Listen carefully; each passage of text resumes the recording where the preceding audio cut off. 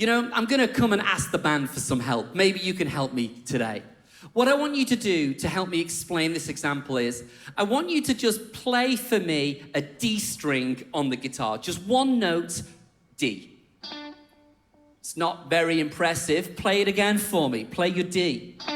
Okay, it's kind of nice. Can you play it anywhere higher for me? Okay, so you're playing one note that forms part of a scale. Play me another D. Okay, what about you, Sammy B, our MD for today? Play me the note D. Okay, play it higher. Go another octave higher. And one more. So we're all playing the same note, but on its own, it doesn't particularly sound impressive. It doesn't sound all that great. There's not a lot going on. Play me your D again. It doesn't sound very interesting when one musician chooses to play one note on their instrument. But I think that there is something that we can learn in here that Apostle Paul would want to encourage us to do when he's telling us that he wants us to get in the game and live our lives as a living sacrifice. It kind of looks something more like this. Now I want you to play your D and you to play your D, and I want everybody to swell in. Even John on the drums today is going to get involved. Now I want everybody to start to play D on the organ, D on the piano, D on the guitars, D on the bass. Now this is what the church sounds like in heaven when everybody just plays their own D. It's just one note of a D, one collective note that makes a chord, that makes a song. This is what heaven sounds like. This is what heaven's listening to. When you choose to stop, just play me a D.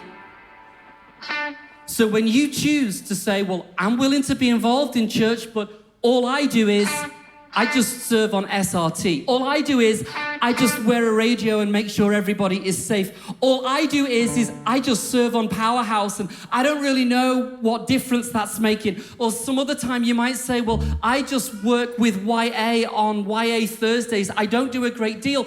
But what you've got to know is you were never designed to follow Jesus on your own. You were designed to play together. And as you choose to play and follow Jesus together, it becomes a picture of what the church is like and what we can do together and how we can follow Jesus with our gifts, because he's graced you with a gift. In fact, as I look back on the life of our church, I can remember that one person's D was packing up drums every single weekend, and Dave would bring them to church before bringing them back. On its own, it's nothing impressive, but together it makes something special. Another D, I remember Viv and Gordon Hopwood saying, I'm willing to let you park the church van on the side of our house because we have no money to pay for it to be parked. It's just one person's D. I remember with one other person we said, would you be willing to learn how to just use a camera and serve your heart out on a camera so we can do media in the church?